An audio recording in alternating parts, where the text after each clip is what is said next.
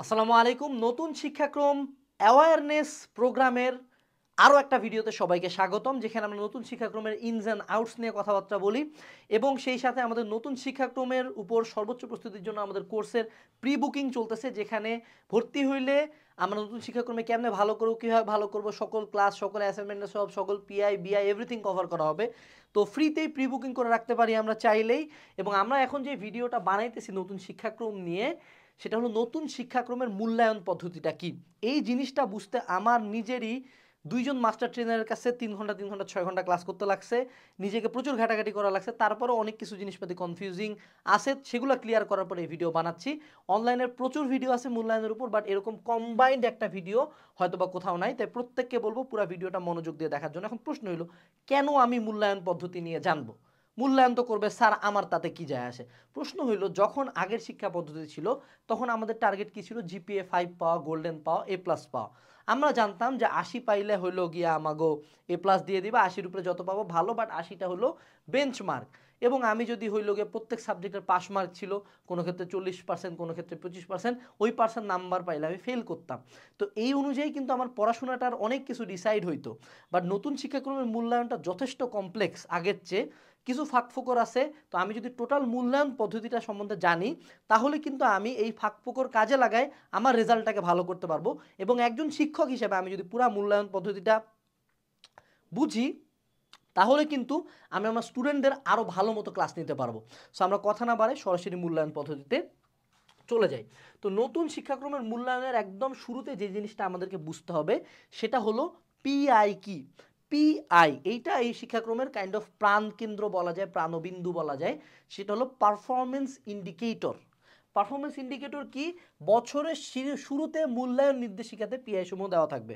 অর্থাৎ যখন আমার একটা শিক্ষাবর্ষ শুরু হবে, বোর্ড থেকে একটা বই আকারে, পিডিএফ আকারে অনলাইনে দিয়ে দেওয়া হবে। সেটা হলো মূল্যায়ন নির্দেশিকা, নবম শ্রেণীর মূল্যায়ন নির্দেশিকা বা ষষ্ঠ শ্রেণীর মূল্যায়ন নির্দেশিকা।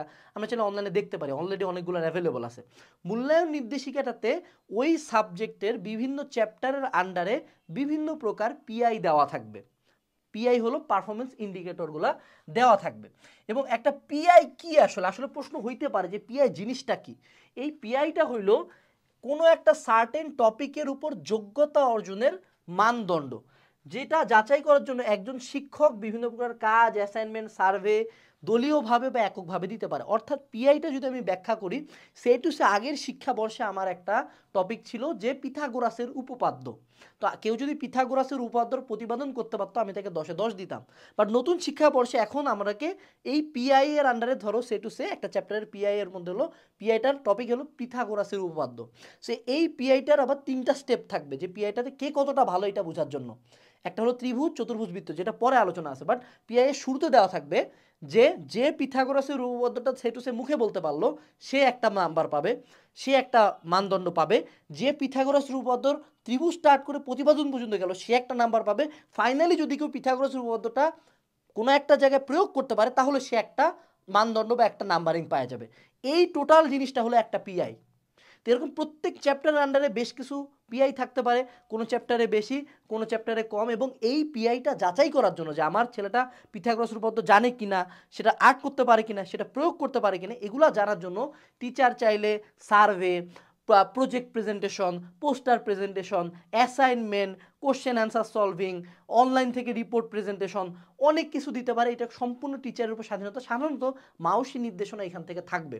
এবং একটা পিআই এর উপর টিচার জাজমেন্ট করেই মার্কিংটা করবে আমাদের। এবং এই পিআই এর জাজমেন্টটা চাইলে দলীয় হইতে পারে অথবা একা একাও করতে হইতে পারে। গেল, এরপরে আসি, সেটা হলো একটি পিএস কি। পিএস হলো একটা পারফরমেন্স ইন্ডিকেটরের সম্মিলিত রূপ, অর্থাৎ কয়েকটা পিআই মিলে একটা পিএস হয়। এবং মূল্যায়ন নির্দেশিকার মধ্যেই কিন্তু পিএসগুলো দেওয়া আছে, যে এই 4টা পিআই মিলে একটা পিএস গঠন হয়েছে। এবং কতটুকু কাজ করলো, কতটুকু পারলো, তা মূল্যায়ন নির্দেশিকা দেওয়া আছে। তাই স্টুডেন্ট বা শিক্ষক এটা স্টাডি প্ল্যান করে পিআই যাচাই অংশ নিতে পারবে। মানে কি, যে দেখা যাচ্ছে যে আমাদের মূল্যায়ন নির্দেশিকায় কিন্তু আমাদের পিআই এবং পিএস কি হবে কি না হবে সেটা কিন্তু ভালো মতো দেওয়া আছে। তো এই পিআইপিএস এর কোন স্তরটা পর্যন্ত পারলে আমি ত্রিভুজ পাবো না চতুর্ভুজ পাবো না বৃত্ত পাবো সেটা কিন্তু ওই মূল্যায়ন নির্দেশিকায় দেওয়া আছে। সো একজন টিচার ওটা স্টাডি করবে এবং একজন স্টুডেন্ট ওটাও ভালো মতো স্টাডি করবে, যাতে সে কোনো একটা অ্যাসাইনমেন্ট দিছে, কোনো একটা গ্রুপ ওয়ার্ক দিছে, কোনো একটা প্রজেক্ট প্রেজেন্টেশন দিছে, সেই জায়গায় যাতে তার পিআই এর যেই ধাপটাতে ধরো সেটা ত্রিভুজ আছে, ধরো সেটা বৃত্ত আছে, ধরো সেটা চতুর্ভুজ আছে, ওই আইডিয়াটা যে আমি এই পর্যন্ত যদি করে যাই তাহলে আমাকে ত্রিভুজ দিবে। কারণ আগে আমি টোটালটা রাইট করলে 10 পাইতাম, এখন আমি কি করলে 10 পাবো এটা আগে বলে দিচ্ছে। তো আমাকে এটা কিন্তু স্টাডি করতে হবে। ওকে, আচ্ছা, এরপরে যদি আমরা বলি যে আমাদের 3 রকম মার্কিং আছে এখানে। এখানে টোটাল মার্ক 8, 10, 9 এরকম কিছু নাই, এখানে মার্কিং হবে 3টা ধাপে, 3টা স্তর আছে। প্রথমে হলো ত্রিভুজ বা পারদর্শী, হ্যাঁ, তারপর হলো চতুর্ভুজ বা প্রারম্ভিক, আর আরেকটা হলো বৃত্ত বা চলমান।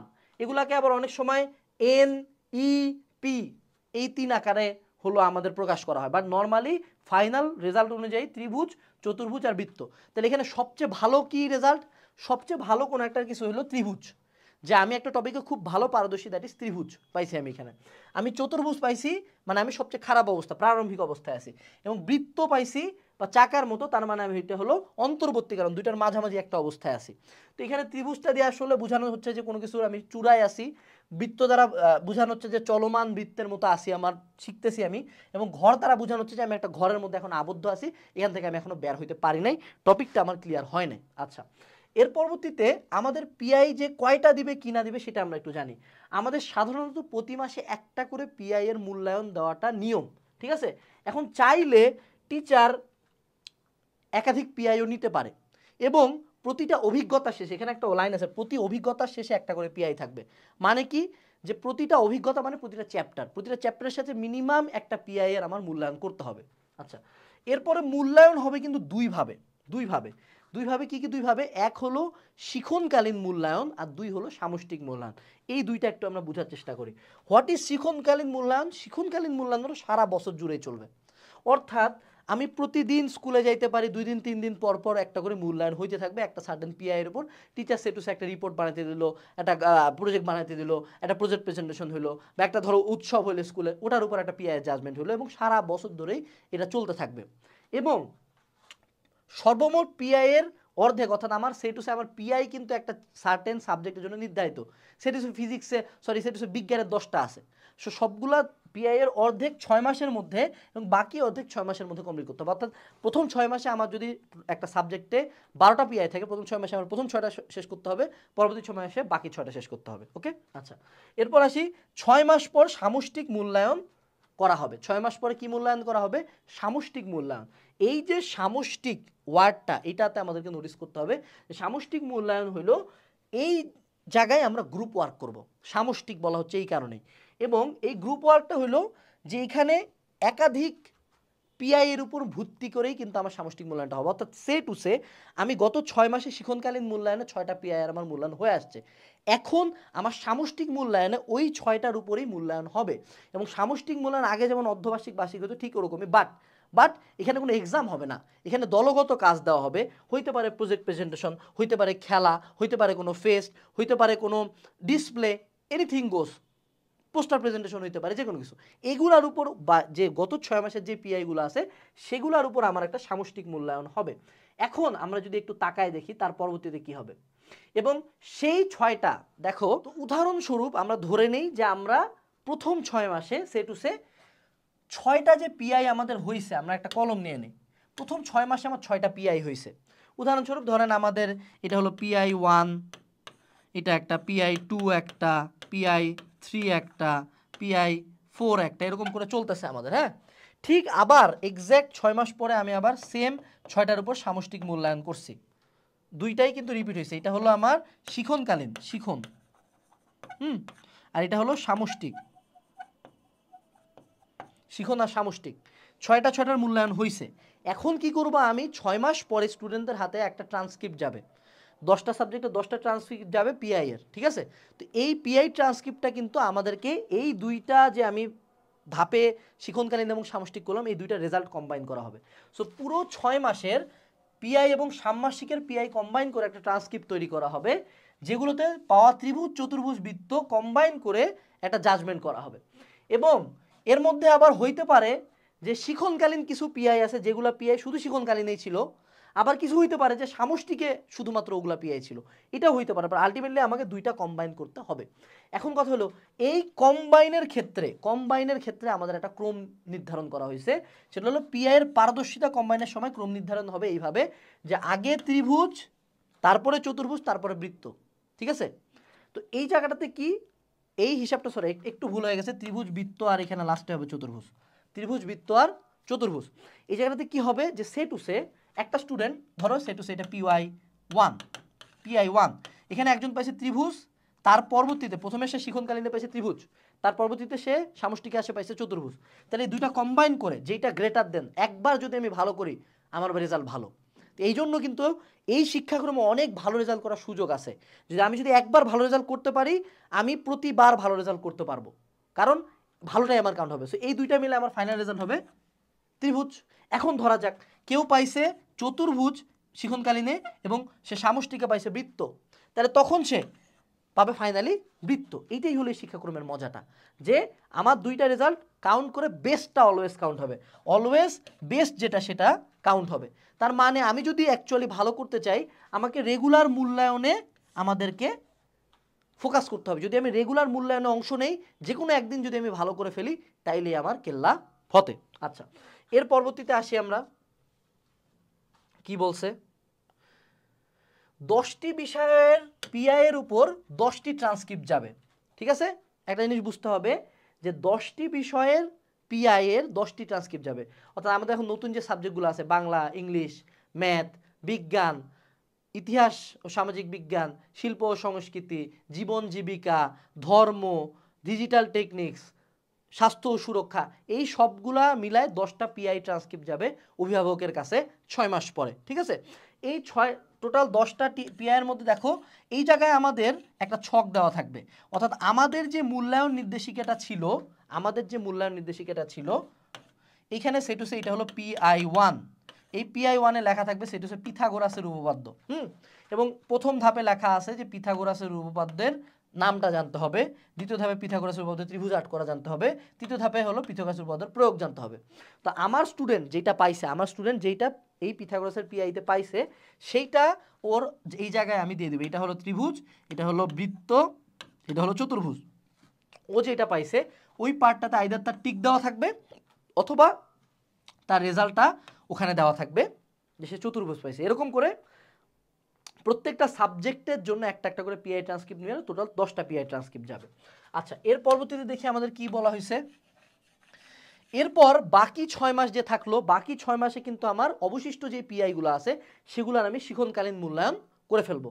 এবং সেই শিখনকালীন মূল্যায়ন শেষে আমি আবার বছর শেষে আমরা একটা ফাইনাল বার্ষিক সামষ্টিক মূল্যায়ন করব। তাহলে এখন আমার বার্ষিক সামষ্টিক মূল্যায়নের সিলেবাসটা কি? পুরা বছরের যতগুলা পিআই আছে সবগুলা মিলে বার্ষিকে সামষ্টিক মূল্যায়ন হবে। এবং এরপরে ফাইনাল পিআই ট্রান্সক্রিপ্টে 4 প্রকার পিআই মূল্যায়ন কম্বাইন করা হবে। অর্থাৎ এইবার এক বছর শেষে যে ট্রান্সক্রিপ্টগুলো আমি পাবো, যেই 10টা পাবো, সেখানে কি কি কনভার্ট হবে, কোন 4টা যোগ হচ্ছে দেখো দেখি, আমি যদি একটু বোঝার চেষ্টা করি। প্রথম 6 মাসের পিআই ট্রান্সক্রিপ্ট, প্রথম 6 মাসের শিখনকালীন মূল্যায়নগুলা প্লাস ষান্মাসিকের সামষ্টিক মূল্যায়নগুলা প্লাস পরবর্তী 6 মাসের অবশিষ্ট পিআই এর শিখনকালীন মূল্যায়ন প্লাস সর্বশেষ বার্ষিকের সামষ্টিক পিআই সময়ের মূল্যায়ন। এবং এই 4টাকেও আমি কম্বাইন করব। এই 4টাকে আমরা সেম আগে সিরিয়ালে, যে আগে ত্রিভুজ তারপর বৃত্ত লাস্টে চতুর্ভুজ, এই 3টা সিরিয়ালে আমি কম্বাইন করব। সো সে টু সে যদি 4টা হয় এরকম যে একজন পাইছে ত্রিভুজ, তারপর হলো পাইছে বৃত্ত, তারপর লাস্টে পাইছে চতুর্ভুজ, তাহলে তার ফাইনাল রেজাল্ট কত হবে? নিঃসন্দেহে পাবে সে ত্রিভুজ। ওই পিআইটাতে সে কত পাইছে? ত্রিভুজ। অর্থাৎ পুরা বছর জুড়ে যদি আমি অ্যাটেন্টিভ থাকি তাহলে কিন্তু আমার জন্য অনেক অনেক ভালো, কারণ আমি ভালো রেজাল্ট ফাইনালি করতে পারবো। ঠিক আছে? আচ্ছা, এরপরে যদি আমরা চলে আসি সেটা হলো আমাদের বিহেভিয়ারাল ইন্ডেক্স বা বিআই নিয়ে একটু কথা বলি। হোয়াট ইজ বিআই? পিআই এর পরে বিআই হলো বিহেভিয়ারাল ইন্ডিকেটর। এইটার মানে হলো যে আমার বিহেভিয়ার বা আমার রেসপন্স বা আমি গ্রুপে কতটুকু কাজ করতেছি, ওভারঅল পড়াশোনার বাইরের আমার আচার আচরণের উপর একটা তারা ইন্ডিকেটর ইউজ করবে বিআই। এবং ওটাও আবার মূল্যায়ন নির্দেশিকায় কিন্তু খুব ভালো মতো দেওয়া থাকবে যে এইখানকার বিআইগুলা কি কি। যে এই টোটাল সাবজেক্টের বিআইগুলো কী কী। সাধারণত প্রায় সব সাবজেক্টের বিআই সেম হওয়ার কথা, ঠিক আছে। এবং যেটা হবে যে এই বিআইয়ের উপরেও কিন্তু আমি সেম টাইপের মূল্যায়নে পাবো। ত্রিভুজ হলে সবচেয়ে ভালো, বৃত্ত হলে চলমান, চতুর্ভুজ হলে সবচেয়ে লো, ঠিক আছে। আচ্ছা, এর পরবর্তীতে যদি আমরা আসি, সেটা কি বলছে, বিআইয়ের সংখ্যা সাধারণত পিআইয়ের চেয়ে অনেক কম হবে। আমাদের পিআই যেখানে প্রতি চ্যাপ্টার প্রতি সাবজেক্টের জন্য ফিক্স, সেখানে কিন্তু বিআই হলো খুব কম। সাধারণত লাস্ট পর্যন্ত যে ইনফরমেশনগুলো পাওয়া গেছে 6-7-এ, সেখানে কিন্তু বিআইয়ের সংখ্যা মাত্র 10টা, ঠিক আছে। আচ্ছা, এরপরে আমরা যেটা করব যে আমরা প্রতি সাবজেক্টের একটা করে বিআই শিট পুরো বছর ধরে ফিল আপ করবো। অর্থাৎ ফিজিক্সের একটা বিআই শিট থাকবে, সরি ফিজিক্স না, বিজ্ঞানের একটা থাকবে, সমাজের একটা থাকবে, বাংলার একটা থাকবে। এরপর সবগুলা বিআই শিট, 10টা বিআই শিট আছে, 10টা, এই ধরেন এরকম 10টা বিআই শিট থাকবে। এবং এই 10টা বিআই শিট কম্বাইন করে বছর শেষে আমার, যেমন আমি 4টা পিআই শিট কম্বাইন করে 4 রকমের পিআই শিট কনভার্ট করে 10টা পিআই শিট বানাবো ফাইনালি বার্ষিকের শেষে। কিন্তু বার্ষিকের শেষে, ষান্মাসিকের শেষে যেমন 10টা বানাইছি, ঠিক তেমন এবার 4টা রেজাল্ট কম্বাইন করে একটা পিআই শিট বানাবো একটা সাবজেক্টের জন্য। আর বিআই শিট হলো সাবজেক্টের জন্য একটা করে, ঠিক আছে। অর্থাৎ টোটাল ফিজিক্স মিলে একটা। তো এখন আমি কিন্তু ষান্মাসিকের শেষে সাধারণত বিআই শিট পাঠাবো না বাসায়। আমি যেটা করব, একদম পুরা বছর শেষে, পুরা বছরের সামষ্টিক মূল্যায়নটা শেষে পুরা বছর জুড়ে আমি একটা সাবজেক্টের যে বিআইগুলা ফিল আপ করছি, এটা হলো সেই আমার সেই টু সেই, এটা হলো বিআইগুলা ত্রিভুজ, বৃত্ত, চতুর্ভুজ, ঠিক আছে। একজন স্টুডেন্টের সবগুলা বিআই কনভার্ট হবে এবং প্রায় সিমিলার হবে, সবগুলা সাবজেক্টেরই বিআই প্রায় সিমিলার হবে। তো তখন দেখা যাবে যে আমার কাছে এবার কয়টা শিট আছে, 10টা শিট। এখন এই 10টাকে আমি কনভার্ট করে একটা বিআই শিট বানাবো।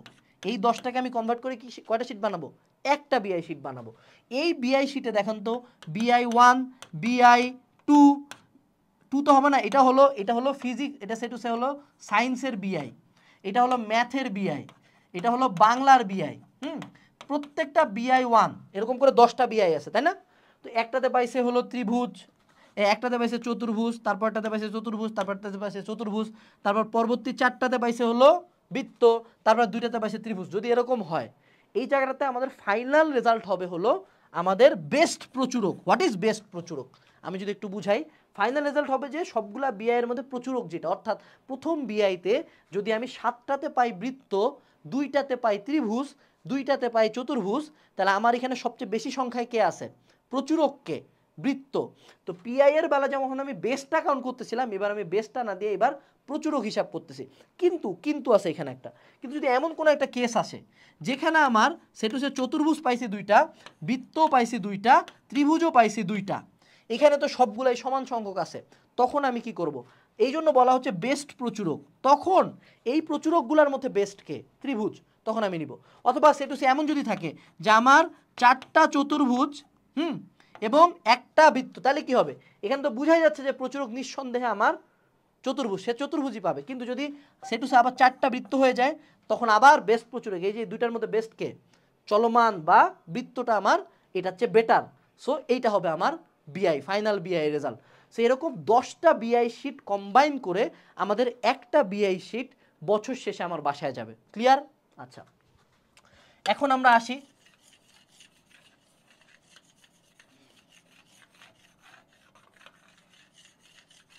মুছে দিচ্ছি কারণ সামনে আরো বোঝানোর অনেক কিছু আছে।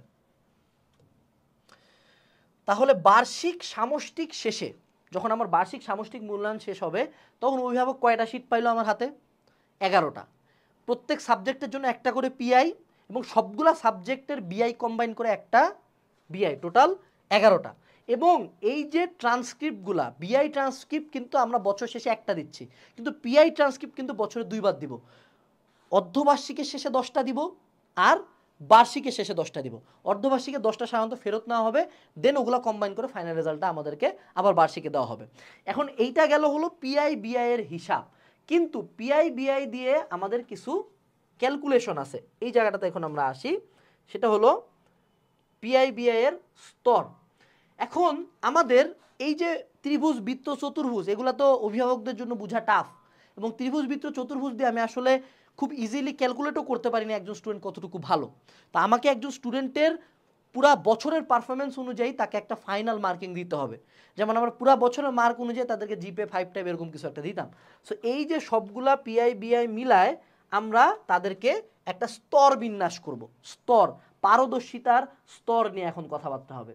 সো পরবর্তী ক্লাসে উঠার আগে নৈপুণ্য অ্যাপের মাধ্যমে, নৈপুণ্য অ্যাপ সরকার লঞ্চ করছে, ফাইনাল মূল্যায়ন সনদ তৈরি করা হবে। ফাইনাল মূল্যায়ন সনদ একটা বা 10টা হইতে পারে, এক এক জায়গায় এক এক নিয়ম। আমার অ্যাপ থেকে যে কয়টা আউটপুট দেবে সে কয়টা।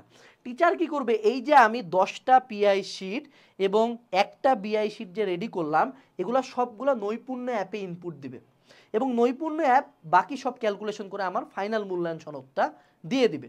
তো এইটা আসলে আমাদের চিন্তার বিষয় ছিল না, যেহেতু অ্যাপ আছে তার মানে অবশ্যই এখানে পক্ষপাতিত্ব করার কোনো অপশনটা নাই। এবং বিহেভিয়ারাল ইন্ডেক্সে ভালো করার একটা তাহলে চোরাই বুদ্ধি কি, যে আমাকে পুরা বছরের কোনো না কোনো এক সাবজেক্টে যদি আমি ভালো বিহেভ করতেই থাকি, আমাকে কয়েকটা সাবজেক্টে ভালো বিহেভ করতে হবে, ভালোভাবে রেসপন্স করব, যাতে আমার প্রচুরকটা ফাইনালি ঠিক আছে। 1-2টা টিচারের সাথে হয়তো সম্পর্ক খারাপ হইতে পারে, বাট সবার সাথে অবশ্যই খারাপ হবে না। এইখানে দেখা যায় যে টিচাররা যে পক্ষপাত দুষ্ট আচরণগুলো করতো সেইটা আর তারা করতে পারবে না। ওকে, আচ্ছা এখন আসি এই যে পারদর্শিতার ক্ষেত্র। এখন আমরা ফাইনাল মূল্যায়ন সনদ বা এটাকে আমরা বলবো পারদর্শিতার সনদ বা রিপোর্ট কার্ড যেটাই বলি, এখানে কিছু পারদর্শিতার ক্ষেত্র থাকবে। কি ক্ষেত্র থাকবে? পারদর্শিতার ক্ষেত্র, যেগুলোর আন্ডারে কিছু সার্টেন পিআই থাকবে। তো এই জায়গাটাতে পারদর্শিতার ক্ষেত্র আন্ডারে কিছু পিআই থাকবে, এটা এখন বুঝতে হবে আমাদেরকে। সে টু সে আমার প্রথম পারদর্শিতা স্তর হলো বীজগাণিতিক পারদর্শিতা, যেখানে তাকে a+b হোল স্কয়ারের সূত্রের পিআইটা জানতে হয়, তার a - b হোল স্কয়ারের পিআইটা জানতে হয়, a+b হোল কিউবের পিআইটা জানতে হয়, এবং a+b+c কিউব টোটালটার উপরে হোল কিউব দিলে যেই সূত্র আছে এটা তাকে জানতে হয়। এই চারটা মিলায় আমার একটা পারদর্শিতার ক্ষেত্র তৈরি হয়েছে, যেটার নাম দিয়েছি আমি বীজগণিত।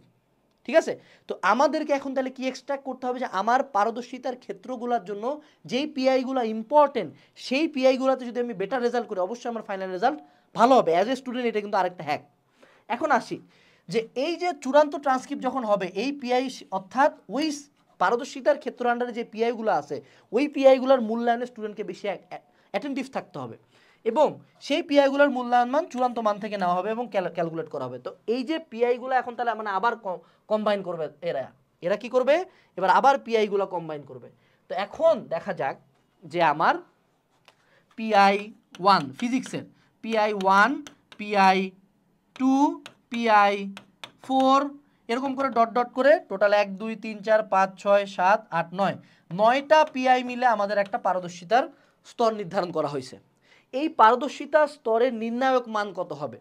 আমি 9টার মধ্যে 4টাতে পাইছি চতুর্ভুজ, 3টাতে পাইছি ত্রিভুজ, 2টাতে পাইছি বৃত্ত।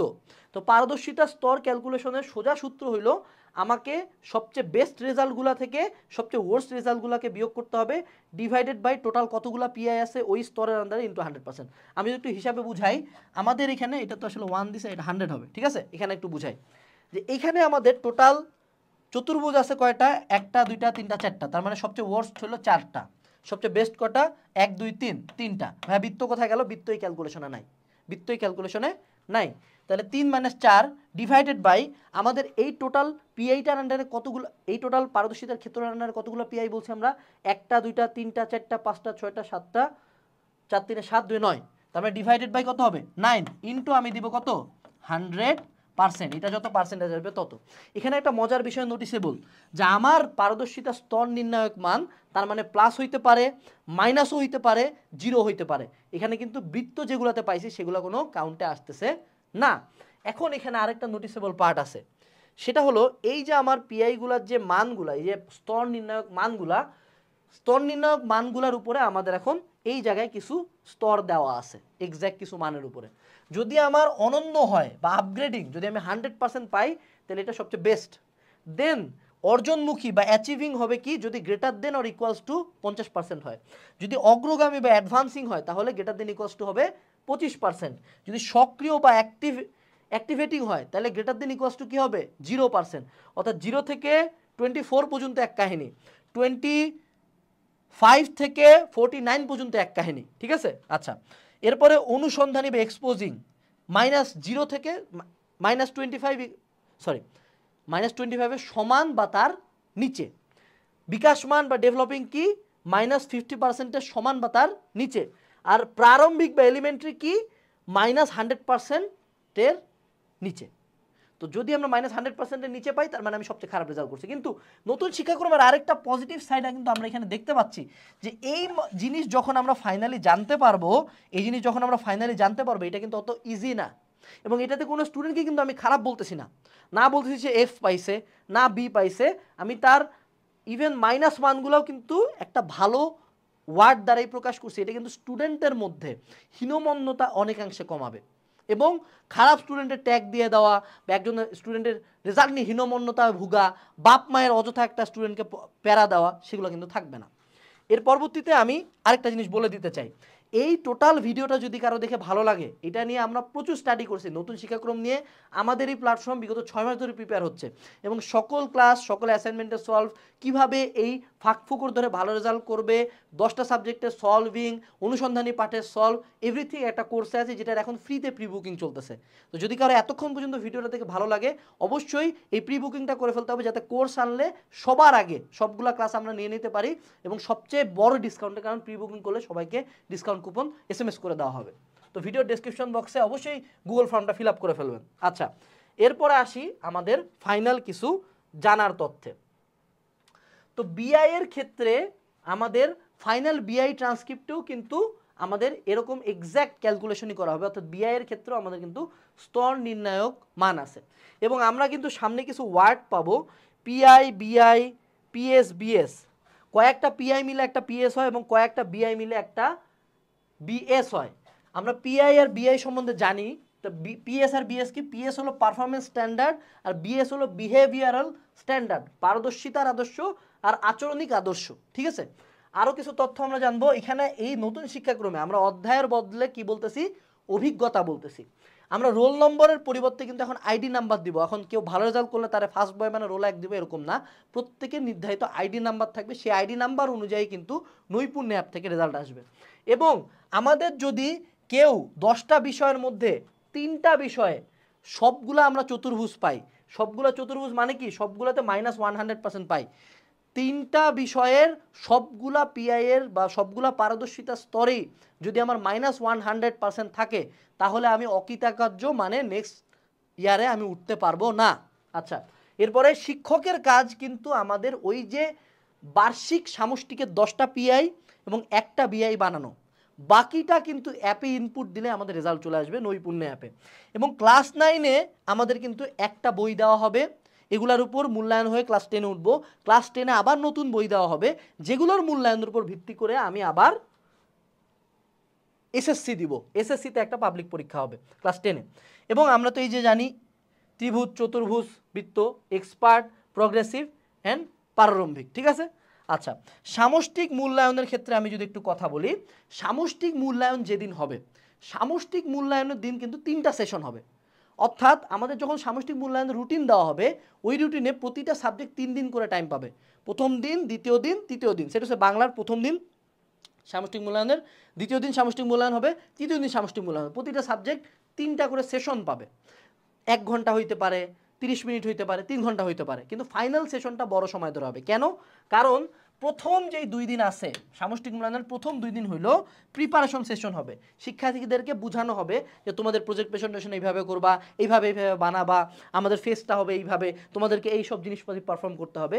এবং ফাইনাল যেই সর্বশেষ যেই দিনটা, ওই দিনই টিচাররা কিন্তু আমাদের মূল্যায়নটা করবে ওই তাদের কার্যক্রম দেখে।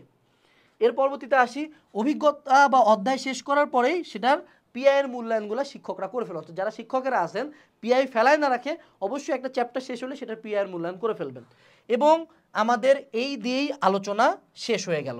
তো সবাইকে মনোযোগ দিয়ে এত কষ্ট করে এই ভিডিওটা দেখার জন্য অনেক অনেক ধন্যবাদ। ভিডিওটা অনেক লম্বা হয়ে গেছে, বাট এই টোটাল মূল্যায়ন পদ্ধতি বুঝতে আমারই 1 মাসের মতো সময় লাগছে। সো আমি ট্রাই করছি জিনিসটা সামারাইজ করার জন্য। তারপরেও যদি আমার কোনো ছোটোখাটো ভুল ত্রুটি থাকে অবশ্যই কমেন্ট সেকশনে জানাবেন, আমরা চেষ্টা করবো পরবর্তীতে এটা ঠিক করে ফেলার জন্য। এবং প্রত্যেক স্টুডেন্টকে বলবো অবশ্যই প্রি বুকিং করে ফেলেন, প্রত্যেক অভিভাবককে বলে ফেলবো যে এই ঝামেলায় যদি না পড়তে চান সন্তানকে আমাদের হাতে দেন, তাকে গাইড করার দায়িত্ব আমাদের।